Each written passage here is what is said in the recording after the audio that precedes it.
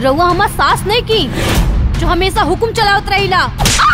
रमेश वो अपना आपके जेठानी कम और सास ज्यादा समझ रहल बाड़ी। आज ही राउर आँख में आंसू अनले बाड़ी, कल पता ना काका करी है। बुढ़ारी में उहे सहारा बनी क्या हमार देवर हमनी के औलाद से बढ़ के सेवा करी तो एकरा के बेच के फीस भरते। दोनों जन के डॉक्टर और इंजीनियर बनावे में ना 20-25 लाख रुपया का खर्चा हुई। हमके तो लड़की बहुत पसंद बाड़ी। 2 महीने का EMI जमाना भइल बा। भैया कौनो बात नहीं के कि भैया कर्जा मुक्त रहे और वो कर्जा में डूबल रहे। इस साग बा की नमक का घोल बा। हमनी के साग बनावे के आइडिया ना रहे, यही से मैनेज करके खा ली। बात के बतंगा बनावे की का जरूरत बा। ये गांव खेरा में हमनी के बच्चन के का भविष्य बनी। हमनी के शहर में शिफ्ट होके में ही भलाई है। रवा चले के बा तो चली न तो हमने जाता नहीं सन। अरे अब तो तू औलादो पैदा न कर सकत। वो लोग घरों सजाई लोग और औलादो पैदा करी लोग। भौजी भैया के रह देना, भैया चल जाइए तो घर में दिया बाती के करी। तू दोनों जना हमार देवरानी ना हमार छोट बहन बाड़ो। राधिका ई के बा? ये हमरे घर के नौकरानी बानी। लेकिन अपन भौजाई तू लोग के नहीं खी दिखाई एज हमके ले आवे खातिर कब आए।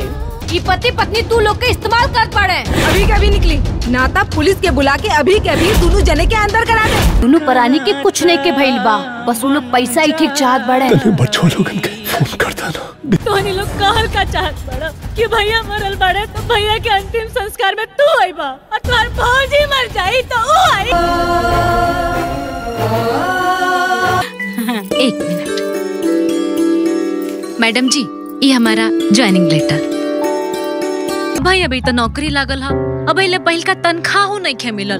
तले बड़को के रोज रोज के बड़का बड़का डिमांड से ना दिमाग आगुता गइल बा हमारे। अपना के वो खाई में से निकाल ले आ दुनियादारी के बारे में सोचल छोड़ आ अपना बारे में सोच। रवाई साड़ी पहन के दूध दही गोबर को थारी ही करे ना, यही से महंगा साड़ी लेके का कर। ये कौन ड्रामा है? हाँ बोली, ये हमरा ऊपर साड़ी फेंक ली है? हाँ? अरे शुक्र मनावा कि तोरे ऊपर साड़ी फेंकला सर। धरिए अपन मोबाइल, ये पकड़िए अपन मोबाइल। तो सब क्यों कान खोल के सुन ले, हमें परिवार के अभाव वाला गड्ढा बारे नहीं खियाए। अरे हमारा अपन जीवन बाकी नहीं। अरे हमरा किस्मत में मास्टर है लिखल बा तो हमके मिलल।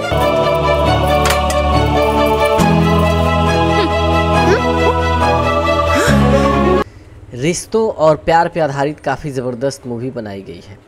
हालांकि एक चीज़ ऐसा है कि हम लोगों को हमेशा ज़्यादातर फिल्म रिश्तों पे ही देखने को मिलती है, परिवार पे ही देखने को मिलती है, लेकिन इस फिल्म की कहानी ही कुछ अलग है। इसमें ना सास है, ना ससुर है, ना माँ है, बस भाई और भौजाई के ऊपर आधारित और देवरों के ऊपर आधारित इस फिल्म को बनाई गई है। फिल्म का नाम है भौजी हमार देवी भैया भगवान। जिस तरह से सुंदर फिल्म का टाइटल है, फिल्म का नाम है भौजी हमार देवी भैया भगवान। देवी देवता और भगवान नाम से उन लोगों को माना गया है, कहा गया है, लेकिन क्या अपने भगवान अपने देवी की कदर करते हैं, उनके भाई की नहीं करते हैं? इसी पे आधारित इस फिल्म को बनाई गई है। सबसे पहले जानते हैं फिल्म में कलाकार कौन कौन से हैं। संजना पांडे हैं, शिवम तिवारी हैं, प्रेम सिंह है, प्रशांत सिंह है, खुशी जिया हैं, ज्योति मिश्रा हैं, अनु ओझा हैं। फिल्म में एक ऐसे परिवार को दिखाई जाती है जिस परिवार में माँ बाप नहीं होते हैं, एक बड़े भैया और भाभी होती हैं और 2 छोटे देवर होते हैं, और उन 2 देवरों को भौजाई जो है पालने के लिए और भाई जो है अपने 2 छोटे भाइयों को पालने के लिए अपना परिवार नहीं बढ़ाते हैं, यानी अपने बच्चों को जन्म नहीं देते हैं, अपने लिए बच्चा पैदा नहीं करते हैं। हालांकि उनके आसपास के लोगों के द्वारा ये कही जाती है कि एक बच्चा अपने लिए कर लो, एक बच्चा तुम लोग भी कर लो, क्योंकि वो तुम्हारे काम आएगा, तुम्हारा सहारा बनेगा। भाई हैं ये लोग, कोई गारंटी नहीं है क्या करेंगे क्या नहीं करेंगे, लेकिन वो लोग कहते हैं कि ये हमें हमारे बेटे से भी बढ़कर मानेंगे, हमारे बेटे से भी बढ़कर करेंगे, हमें दूसरे बच्चे की ज़रूरत है ही नहीं।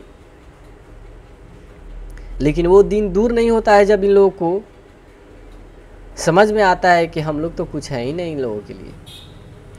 उन लोगों को पढ़ाने के लिए वो दो छोटे भाई प्रशांत सिंह और प्रेम सिंह होते हैं। वो दो छोटे भाइयों को पढ़ाने के लिए संजना पांडे और शिवम तिवारी ने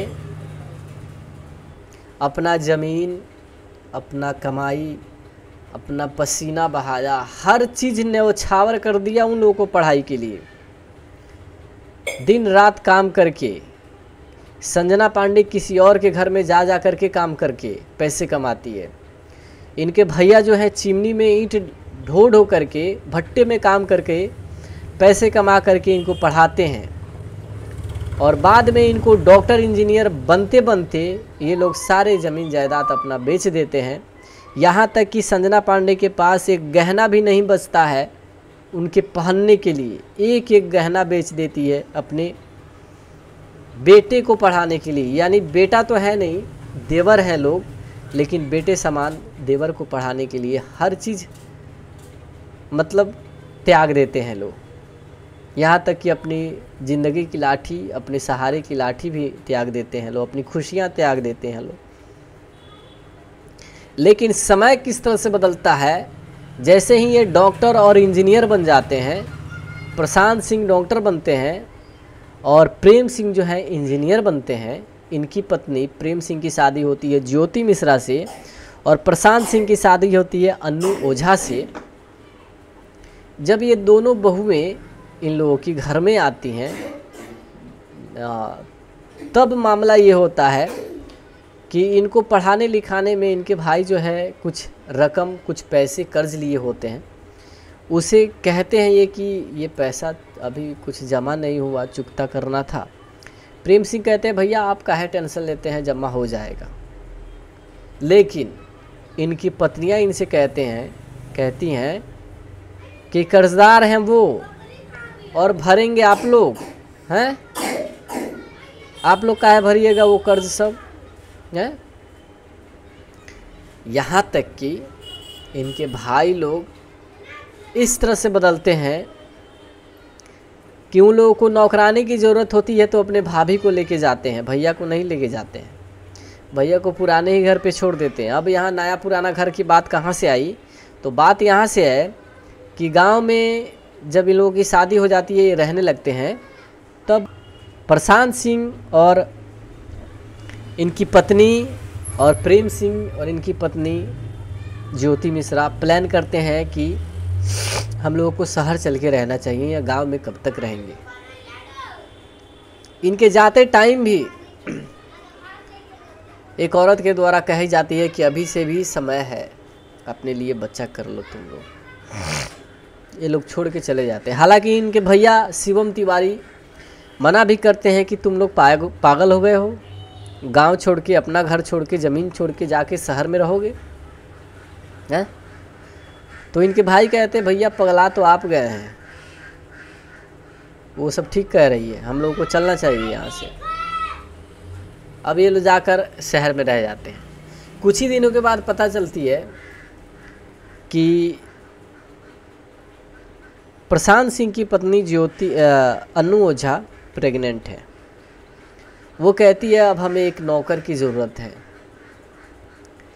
अब नौकर का व्यवस्था करने के लिए अपने पति से कहती हैं, तो इनके पति और वो प्लान बनाते हैं कि क्यों ना हम भाभी को ही बुला कर ला लें, घर का सारा काम धाम करेगी।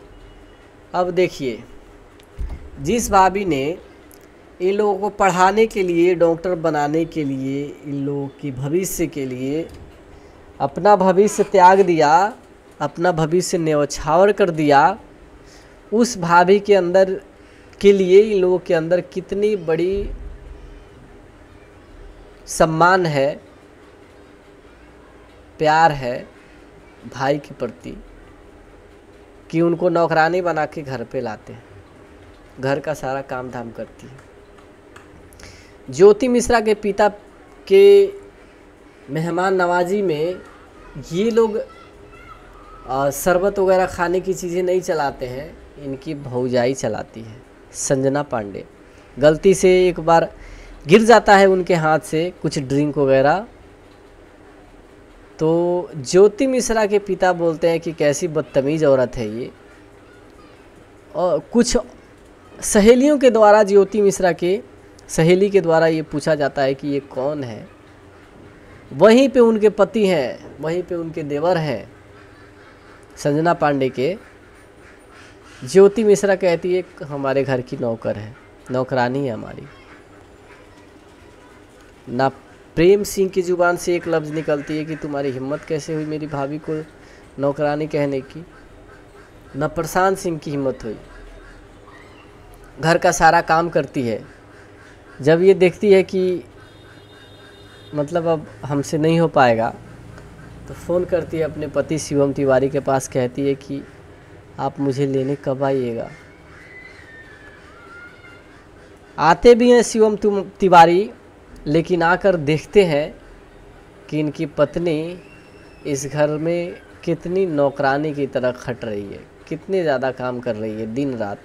घर की सफाई, बर्तन, खाना, कपड़े।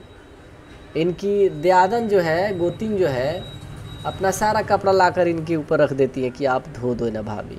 वो सब का कपड़ा भी धोती है। उसी टाइम शिवम तिवारी अपनी पत्नी संजना पांडे को वहाँ से लेकर के चले जाते हैं। अपने भाइयों की बदतमीजी के बदले एक एक थप्पड़ भी लगाते हैं और जाते जाते कह के जाते हैं कि अब ज़िंदगी भर के लिए हम जा रहे हैं, लोग कभी नहीं आएंगे तुम लोगों के पास। एक दिन अचानक शिवम तिवारी की तबीयत भी ख़राब होती है। संजना पांडे फ़ोन भी करती हैं कि डॉक्टर हो ना तुम हॉस्पिटल में, इस हॉस्पिटल में, तो किसी अच्छे डॉक्टर से पता करके इनका इलाज करा देते, सीने में दर्द है इनके। ये सुनते ही ज्योति मिश्रा फ़ोन काट देती हैं और कहती हैं उन लोगों को कुछ नहीं हुआ है, वो लोग नाटक कर रहे हैं, पैसा ऐंठना चाहते हैं आप लोगों से।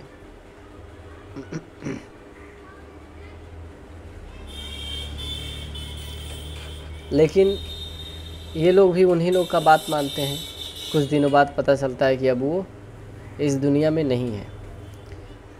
अब यहाँ देखिए, जब ये खबर भी उन लोगों को पड़ जाती है कि अब हमारे भाई नहीं रहे, तो सिर्फ ज्योति मिश्रा और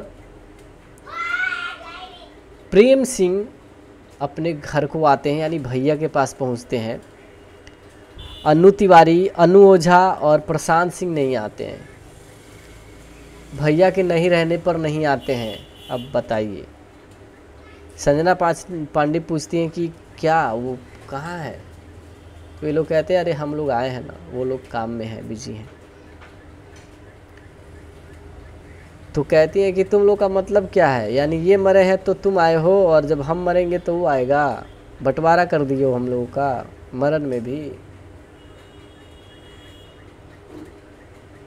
संजना पांडे से ये बर्दाश्त नहीं होता है। कहती हैं कि क्या फ़ायदा इस दुनिया का, इतना करने का, ये सब करने का। जब ये नहीं रहे तो हमें भी नहीं रहने की ज़रूरत है। तब आते हैं, जब ये संजना पांडे भी दुनिया छोड़ देती है, तब आते हैं प्रशांत सिंह। तब इन लोगों को एहसास होता है कि हमने बहुत बड़ी गलती की। हालांकि क्लाइमैक्स जाते जाते फिल्म इतनी इमोशनल हो जाएगी कि आंखों से आंसू भी निकलने तय हैं। फिल्म की स्टोरी काफ़ी ज़बरदस्त है। तो फिल्म की कहानी इसी बेस पे बनाई गई है, भाइयों के बीच के रिश्तों पे आधारित बनाई गई है कि इतना करने के बाद भी भाई भाई का नहीं हुआ तो इस दुनिया में कौन किसका हो सकता है। हालांकि फिल्म है, रील है, और रियलिटी को देखकर ही बनाई जाती है। जो चीज़ें देखी जा रही है समाज में, उन्हीं पे आधारित इसको बनाई गई है। चलिए, यही थी फिल्म की कहानी। फिर मिलते हैं नेक्स्ट वीडियो में। Take care, bye bye.